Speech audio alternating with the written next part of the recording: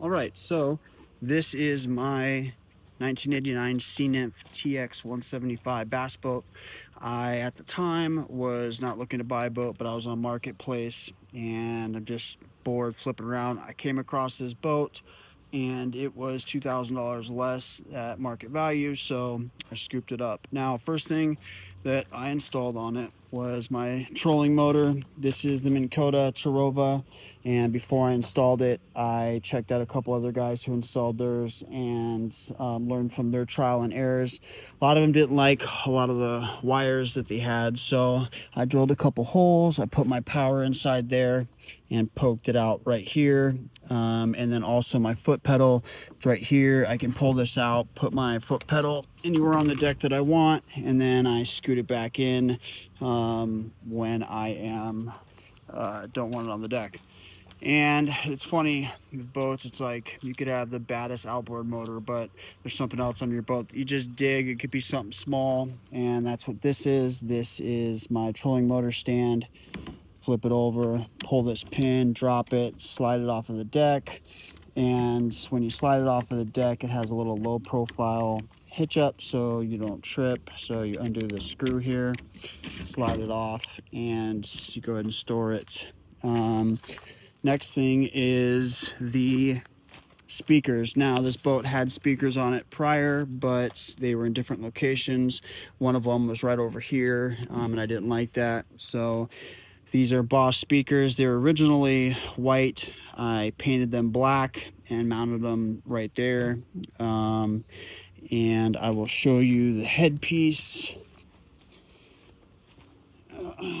The headpiece is, I haven't fully secured it down yet, but it's meant for boats. Go ahead and hold this, turns it on.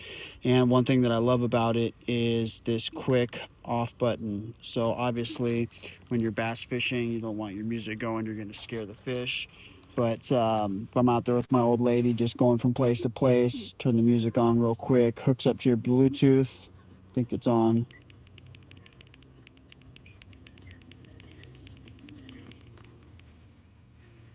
Anyway, so, and then when you pull up to your spot, boom, cuts it off real quick, nice and easy. So go ahead and hold this down, it turns it off. So I did that, and then obviously the EVA foam I installed. It had carpet before. This was one of the hardest jobs I've ever done. It's a lot of prepping, a lot of pulling panels, sanding, and let me just reiterate, sanding and then sanding and scraping and glue and remover and sanding and acetone, then removing all that, and then do that all over again, and you'll be ready and it'll be prepped. So I did the two-tone, I did the camo with the teak, gray and black lines. Now, just like anything in life, if I were to do another boat the second time, it would be so much better just because of all the trial and error. But with the lining up of the lines, I think I did pretty decent, and think I did okay for it being my first time. Next is the electrical.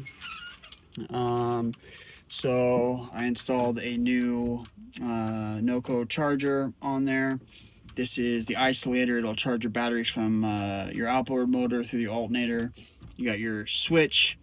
I've got a house, a starting, a house, and then Minn Kota for the warranty wants their separate battery just for the trolling motor.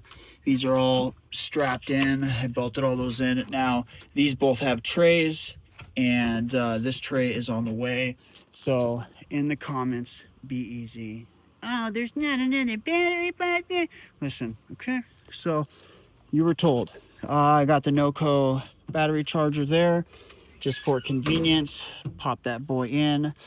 Now, this outboard motor, um, I, like I said, I got this boat from a guy, and when I met him, he's like, listen, I'm just selling the boat. Me and my wife bought an RV. He's retiring, and he just wanted to get rid of it. I feel like he inherited it, because why he didn't sell this thing for a lot more blows me away.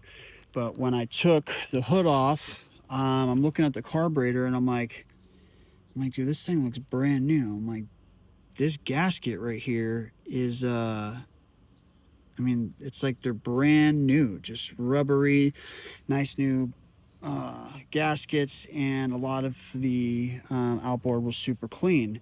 So I did a compression test, and I had 135 on each cylinder, and I looked up from the builder, from the manufacturer, and they're saying that's the pressure you should have in the cylinder when it's brand new or rebuilt. So um, I think I just lucked out, man. Thing totally kicks. I recently just fixed the priming solenoid, and got that all dialed in, and new gas tank, new batteries. I also did new aerator, new bilge pump. The aerator lines, the hose lines, those are all brand new. The drain lines over there are all brand new. New spray bar. Also, these right here, just the little things, man. These boys are clutch to be able to pull up, hit that red, comes right off, and then they self go. You do a couple pumps, and you got a tight strap.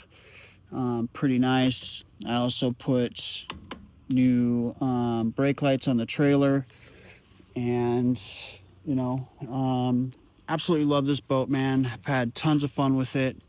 It is the perfect little take out to your small little main lakes, get out there, fish around. Boat does amazing, and hope you like it.